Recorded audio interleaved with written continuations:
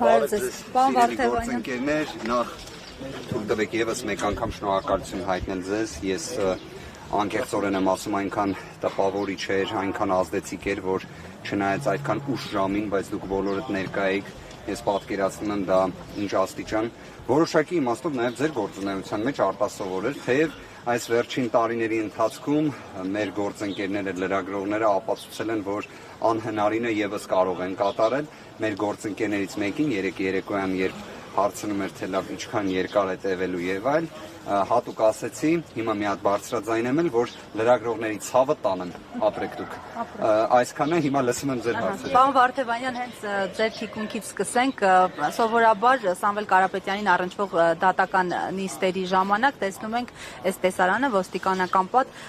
օբյեկտիվ եք համարում ոստիկանության այսչափ ներկայացվածությունը, որովհետև տեսնում ենք, որ դատարան եկող ճանապարհին էլ քիչ վերև ոստիկանական զորքերի մեքենաներ են եւ բազմաթիվ ոստիկաններ։ Գիտեք, որևէ տրամաբանություն դրանում չեմ տեսնում։ Եկեք մեկ օրինակ վերեմ, կարծում եմ դրանով բոլոր հարցերի պատասխանները կտրվեն։ 2025 թվականի հուլիսի 4-ին, երբ Սամվել Կարապետյանը դեռևս նույնիսկ մեկ ամիս չէր ինչ կալանավորված էր, դա կհիշեք հատուկ վերանայման բողոքը, որը ներկայացրել էին Ապոլինի կալանքի վերաբերյալ մակագրվել էր Արմեն Դանիելյանին եւ այդ ժամանակահատվածներ 10,000-ից ավել մեր հայրենակիցներ հավաքվել էին, մասնակցում էին հանրահավաքի։ Հանրահավաքը երթով շարժվել էր դեպի ազգային անվտանգության ծառայություն։ Մարդիկ վանկարկում էին մեր ձևով եւ 10,000-ից ավել մարդկանց մասնակցությամբ հանրահավաքի ընթացքում նույնիսկ մեկ վարչական իրավախախտում տեղի չէր ունեցել։ Կարծում եմ դրանով բոլոր հարցերի պատասխանը տրված է։ Դրանով ակնհայտ է, որ նման ոստիկանական ուժերի անհրաժեշտություն իհարկե առկա չէ։ Ես ոչ թե հիպոթետիկ իրավիճակ եմ նկարագրում, ես բոլորի աչքի առջև տեղի ունեցած իրադարձությունն եմ ներկայացնում։ Նույնիսկ մեկ վարչական իրավախախտում տեղի չէր ունեցել։ Դա խոսում է, թե ընդհանրապես հավաքը խաղաղ է, թե ոչ։ Իհարկե խաղաղ է։ Ավելին, հավաքի նպատակն էլ ազնիվ է։ Բարձրաձայնվող խնդիրն էլ ակնհայտ, որ ի վերջո վերջ տրվի քաղաքական հետապնդմանը։ Երեք մեր հայրենակիցները ինչ էին վանկարկում։ Ասում էին արդարություն են պահանջում եւ ուզում են ազատությունը վերականգնվի Սամվել Կարապետյանը։ Բնական երևույթներ, որոնք իրավական տեսանկյունից էլ անխոցելի են։ Պարոն Վարդևանյան, այսօր պաշտպանական կողմն է իր հիմնավորումները ներկայացնելու, այսինքն լրագրական կողմը այլևս իր հիմնավորումները երեք վերջացրել է, ներկայացել վերջացրել է։ Եվ կոնկրետ ինչ փաստ էին բերում, ինչու ինքը պետք է մնա անազատության մեջ։ Եթե շատ ամփոփ ներկայացնեմ, իսկապես լեզուս չի պատտվի օգտագործել եզրույթը, որ քննիչները ներկայացնում էին դիրքորոշում։ Իրենք չէին ներկայացնում դիրքորոշում, իրենք պարզապես թղթից կարդում էին։ Մի թղթից, որը բովանդակային իմաստով ոչ մի առնչություն չունի Սամվել Կարապետյանի հետ։ Կրկին եմ ասում, կարող էր ցանկացած այլ մի նյութ ներկայացվել։ Դա ոչ մի առնչություն չունի։ Գոնե մեկ տողով կասեք, իրենք ներկայացրած ինքը։ Որքանով որ կարող եմ ներկայացնել, հետեւյալն է, որ դեռևս իրենք ունեն վարութային գործողություններ, որոնք պետք է կատարեն, թե որոնք են դրանք պարզ չէ։ Չկա նշված, հասկանում եք, այսինքն ոնց է, չէ, եթե նայում ենք եվրոպական դատարանի նախադեպային որոշումների տեսանկյունից, եթե վկայակոչում ես որևէ ռիսկ, որ անձի անձնական ազատության իրավունքը շարունակական տևող կերպով սահմանափակվի, պետք է այն ունենա կոնկրետություն, պետք է բխի կոնկրետ հանգամանքներից եւ իհարկե գործի փաստական տվյալներից, դրանցից որևէ մեկը չկա։ Բայց ասում են, գիտեք ինչ, մենք 50-ից ավել քննչական խումբ ենք, բայց 60 օրն էլ բավարար չի։ Իդեպ ոչ թե 60, այլ 120 օրն էլ իրենց բավարար չէ։ Ի վերջո հիշենք, չէ, որ այդ նույն խումբը սկսել էր դեռևս հունիսի 17-ից իրենց գործողությունը։ Սա մեկ, երկրորդ։ Իհարկե շատերի համար ծիծաղելի կթվա, բայց քննչական մարմինը գտնում է, որ այստեղ կա նաև թաքնվելու ռիսկ։ Թաքնվելու, ինչից թաքնվի։ Օրինակ, Սամվել Կարապետյանը ինչից պետք է թաքնվի։ Այս աբսուրդային մեղադրանքից, որը աբսուրդային է, ակնհայտ աբսուրդային է բոլորի համար։ Ինչը պետք է լինի շահագրգռվածությունը։ Եվ երկրորդը, Սամվել Կարապետյանը նույն հուլիսի 4-ին իր ուղերձում հայտարարել էր, որ ինքը քաղաքական հայտ է ներկայացնում։ Այդ պայմաններում ինչ թաքնվելու ռիսկ։ Իսկ ինչի մասին ենք խոսում։ Որն է ռիսկը, որ Սամվել Կարապետյանին իզոլացնեն նախընտրական փուլում, որն է ռիսկը, որի մասին չեն բարձրաձայնել օրինակ իրավապահները, արդարադատության ներկայացուցիչները։ Ես կարող եմ հետևյալը ասել. իրականում բոլոր հարցերը կամ դրանց պատասխանները միգուցե կամ երկուսը միաժամանակ թաքնված են Facebook սոցիալական ցանցում հունիսի 17-ի գրառումներում գործադիր իշխանության ղեկավարի կողմից։ Դրանով սկիզբ դրվեց քաղաքական հետապնդման։ Քաղաքական հետապնդումը իհարկե կարող է ունենալ տարբեր շարժառիթներ։ Դրանցից մեկը հենց իհարկե բուն քաղաքական գործընթացն է։ Դա եւս ակնհայտ է, որ տվյալ դեպքում առկա է, որովհետև այն աստիճան, այսպես ասած, անհանգստությունը, որը նկատվում է Սամվել Կարապետյանի նկատմամբ, կարծես թե ցանկացած անաչառ դիտորդ եւս կհաստատի։ Բայց դրա այլ հնարավոր շարժառիթները կարծում եմ իսկապես հնարավոր է նաև այդ հարցում ուղարկել ՀՀ կառավարություն ստանալ պատասխան։ Հնարավոր է բացահայտել։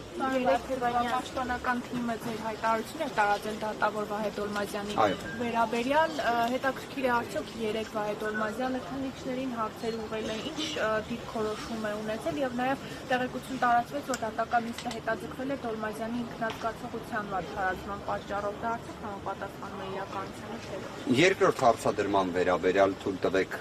մասնագիտական որոշակի մոտեցումներից ելնելով ես ձեռնպահ մնամ պատասխանելուց։ Ինչ վերաբերում է առաջին հարցին, նիստը, եթե այսպես ասած զերծ պահենք թղթից կարդալու գործընթացը, որոշակի դինամիզմ ուներ իր մեջ։ Արդյոք դա հուսադրող է թե ոչ, դեռևս վաղ է դրա մասին խոսել։ Մենք բոլոր դեպքերում ցանկացած դատական նիստի ներկայանալով փորձում ենք կատարել հնարավոր առավելագույնը, աբսուրդը ընդգծելու եւ նաեւ հնարավոր իրավական, այսպես ասած, լուծումները ընդգծելու համար։ Մենք ինչ որ իմաստով գտնվում ենք մի, չգիտեմ, ոռոգայթի մեջ կամ մի անհասկանալի իրավիճակի մեջ, որտեղ մեր ակնկալիքը երևի թե տոկոսային հարաբերակցությամբ ասեմ 5-ից 10% իրավաբանությունն է։ Եթե 5-ից 10% իրավաբանություն, արդարադատություն, արդար դատաքննության իրավունք ապահովի, ապա քաղաքական հետապնդումը ոչ թե ամբողջությամբ կդադարեցվի, քանի որ քաղաքական հետապնդումը դա իրենից մի առանձին գործընթաց է ենթադրում, բայց առնվազն իրավունքների կոպտագույն խախտումները կարող են նվազել այդ 5-ից 10% իրավաբանության հնարավորության դեպքում, ամենայն պատասխանատվությամբ եմ ասում, որովհետև կարծում եմ Հայաստանի Հանրապետության ցանկացած մեր քաղաքացուն, որ հարց ուղղի, թե ինչի համար է Սամվել Կարապետյանը շուրջ 4 ամիս անազատության մեջ,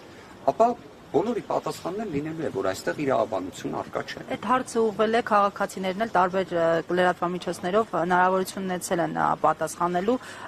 այո, այս առումով ճիշտ է, քաղաքացիների մեծ մասը համակարծիք է ձեզ հետ, որ քաղաքական նկատառումներով է։ Պարոն Վարդևանյան, հենց այս համատեքստում, եթե այս միջնորդության, Սամվել Կարապետյանի կալանավորման համատեքստը բացառապես քաղաքական է, արդյոք իրավական լուծումները կաշխատեն, իրավաբանությունը կաշխատի եւ օրինակ ինչքան են ձեր շանսերը այս պահին։ Եկեք հետեւյալը նշենք, մենք իրականում գտնվում ենք մի անարդար գործընթացի մեջ։ Թեև այստեղ եզրույթը, որը պետք է օգտագործվի արդար դատաքննության իրավունքն է, բայց մենք գտնվում ենք անարդար պայմաններում։ Արդյոք, օրինակ ես կարող եմ բերել նախորդ դատական նիստը, որը տեղի ունեցավ 2025 թվականի օգոստոսի 14-ից 15 ժամանակահատվածում, ինձ համար որպես իրավաբանի դատական նիստը այնպիսի ընթացք էր ստացել, որ որևէ այլ ելք, քան ներկայացված միջնորդության մերժումներ, ես չէի տեսնում։ Իսկապես բոլոր դեպքերում արձանագրվեց, որ հիմնավոր կասկածը այդ աբսուրդային փողերի լվացման մեղադրանքի մասով չի հաստատվում, դա տեղի ունեցավ այս դատարանում, բայց դա կրկին դրսևորումն է նրա, որ մենք անարդար պայմաններում ենք գտնվում, քանի որ եթե այդ մասով հիմնավոր կասկածը չէր հաստատվում, առավել քան ողջամիտ էր, որ կալանքը վերացվեր կամ փոփոխվեր առնվազն։ Շանսերը կարող են հետևյալ կերպ նկարագրել։ Անարդար պրոցեսում ի վերջո միշտ թունելի վերջում լույսը երևում է։ Միշտ է այդպես։ Դա բոլոր դեպքերում իրավունքի էությունն է։ Ինչքան էլ դժվար է լինում, բայց ի վերջո գերակայում է։ Որովհետև իդեպ դարերի պատմությունն է դա ցույց տալիս։ Չի եղել մի ժամանակաշրջան, դուք կարող եք ուսումնասիրել բազմաթիվ մեծ ճանաչում ունեցող գործիչների ելույթները։ Միշտ խոսվել է քաղաքական հետապնդումների մասին, անարդարության մասին, Բայց միաժամանակ ստորակետ դնելով, որ ի վերջո արդար դատաքննության իրավունքը պետք է գերակայի, որ արդարությունը պետք է գերակայի եւ իրավունքը ընդհանրապես պետք է գերակայի։ Մենք այդ տրամաբանությամբ ենք մոտենում եւ ինչքան էլ ես նույնիսկ չեմ թաքցնի, որ հնարավոր է այս անարդար գործընթացները, այս քաղաքական հետապնդում ուղղված է նրան, որ նաեւ պարզապես մասնագիտական հանրույթի ներկայացուցիչները տվյալ դեպքում մեր պաշտպանական թիմը իսկապես հիասթափվի եւ որոշակի իմաստով նաև մենք մեր գործողություններում ունենանք որոշակի пассивություն, ճիշտ հակառակը։ Այս ամենից թե մեր միջնորդությունները, թե մեր գրությունները, թե մեր դիմումները, թե իրավունքների խախտման վերաբերյալ արձանագրումները միայն ավելանում են, բայց արդյոք դա է մեր շահագրգռվածությունը? Ոչ, հարգելի գործընկերներ, մենք իսկապես տվյալ իրավիճակում շահագրգռված ենք մեկ հանգամանքով, որ Հայաստանի Հանրապետությունում իրավունքները չեն կարող նման կերպ ոտնահարվել։ Մենք 21-րդ դարում ենք գտնվում եւ սա Հայաստանի Հանրապետությունն է, որը իսկապես պետք է լինի աշխարհի օրինակելի երկրներից մեկը, ոչ թե օրինակ տարբեր միջազգային զանգվածային լրատվության միջոցներ Հայաստանի մասին խոսեն, որ Forbes-ի ցուցակում գտնվող Հայաստանի Հանրապետության քաղաքացին 4 ամիս է ինչ գտնվում է անազատության մեջ ամենաինտենսիվ սահմանափակման պայմաններում, իսկ թե ինչի համար ոչ մեկ գաղափար չունի։ Հիմա ի վերջո բոլորը, վստահ եմ մեր հայրենակիցներից, լսել են Սամվել Կարապետյանի հունիսի 17-ի հարցազրույցը։ Ինչ կոչի մասին է խոսքը, ժողովուրդ ջան։ Մենք իդեպ այդ հարցը նորից բարձրաձայնում ենք, լավ, որն է, մեր ձևով արտահայտությունն է, ինչն է, եկեղեցու կողքը կանգնելն է, որն է էլի այդ բանալի բառը, որ վերածվում է կոչի։ Կոչը ի վերջո հիմա օրինակ տեսեք, մենք այստեղ ունենք լիքը մեր հայրենակիցների, չէ՞։ Հիմա եթե մենք օրինակ մեր հայրենակիցներին առաջարկենք X գործողություն, այ դա նմանվում է կոչի, բայց ինքնին կոչը դեռ հանցանք չի։ Այդ կոչը պետք է ուղղված լինի կոնկրետ ինչ-որ մի ապօրինության։ Հիմա ենթադրենք 2018 թվականին բազմաթիվ կոչեր են հնչել այն ժամանակ ազգային ժողովի պատգամավոր Նիկոլ Փաշինյանի կողմից, որպես փողոցային շարժում սկսած անձի, այսպես ասած, կարգավիճակով, ինչի այդտեղ ամենը կոչ էր, այօրինակ երբ հնչում էր, որ կամ ես կլինեմ վարչապետ կամ Հայաստանի Հանրապետությունը վարչապետ չի ունենա, շատ նման է իդեպ իշխանությունը բռնությամբ զավթելու կամ սահմանադրական կարգը տապալելու կոչի, բայց ենթադրենք, որ եթե քաղաքական գործիչները չհաջողեն, մենք էլ մեր ձևով կմասնակցենք այդ գործընթացին, իդեպ 168-ի մեր գործընկերներն են, որ ներկա են, դուք վստահ եմ տեղյակ եք, որ մասնակցել արտահայտությունը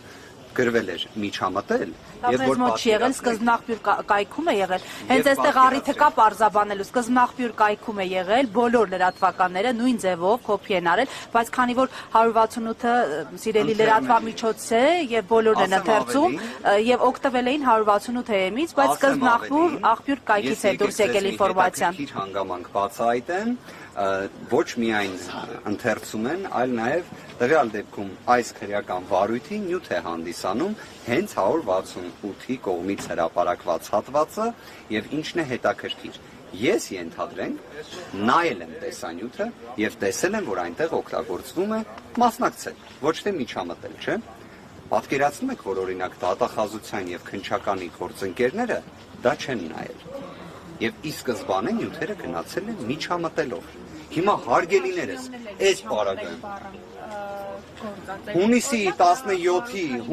17-ի Facebook-յան գրառումների հետ կապված ես օրինակ իսկապես հարց ունեմ։ Իսկ այդ գրառումները օրինակ զննվել են քննչական մարմնի կողմից։ Օրինակ իրենց հետաքրքիր չէ, ինչի համար է գործադիր իշխանության ղեկավարը միջամտել եզրույթը օգտագործում։ Ինչի համար է գործադիր իշխանության ղեկավարը Սամվել Կարապետյանի մասին խոսում։ Ավելին, ցուցումներ էլ տալիս իրավապահներին, օրինակ դա չեն ուզում քննության առարկա դարձնել։ Իհարկե միգուցե հիմա էլ քննչական մարմինը կասի, որ հենց այդ գործողությունը պետք է անեն, ու Սամվել Կարապետյանը կարող է խոչընդոտել այդ գործողությունները։ Դա աբսուրդ ինչի՞ չէ, մի հատ էլ աբսուրդ լինի։ Քանի որ ինքն էլ ասել էր մենք մեր ձևով կմիջամտենք։ Այ հետաքրքիր հանգամանք եք բարձրացնում։ Ես օրինակ սկսել էի Facebook-յան գրառումները զննելու մտքից, դուք ավելի առաջ գնացիք, որ ընդհանրապես հարցաքննելու հարց բարձրաձայնվեր։ Կարծում եմ նախաքննական մարմինը այսօրվա պայմաններում երբեք նման գործողություն չի կատարի։ Իսկ դուք որպես պաշտպանական կողմ օրինակ հնարավոր է որևէ փուլում միջնորդեք, որպեսզի Նիկոլ Փաշինյանը դատարանում հարցաքննի։ Եկեք որևէ մի գործողություն չբացառենք այս փուլում, բայց ես առնվազն գիտեմ մի բան, որ այս քրեական վարույթի ամբողջ հարցերը, պատասխանները, ակունքը, առիթը, ընդհանրապես ամեն ինչ կատարվում է հենց հունիսի 17-ի այդ մի քանի Facebook-յան գրառումների մեջ են, որը ի դեպ, այսպես ասած, առնվազն մեղմ ասած զարմանալի է նաև ցանկացած միջազգային գործունեություն իրականացնող իրավաբան լինի, իրավապաշտպան լինի, ԶԼՄ ներկայացուցիչ լինի, իսկապես բոլորի համար շոկային է, որ գործադիր իշխանության ղեկավարը նման ձևով գրառումներ է կատարում եւ մի հատ էլ ցուցումներ է տալիս, հաշվեհարդարի խոստում է տալիս, որը առնվազն տեսել ենք թե 120 օր ինչպես է կատարյալ կերպով իրացվում։ Պարոն Վարդևանյան այսօր դատական նիստի մասնակցելու է պարոն Ամստերդամը թե ոչ եւ երեք նա ասուլիսի ժամանակ ասել էր, որ մենք ամեն օր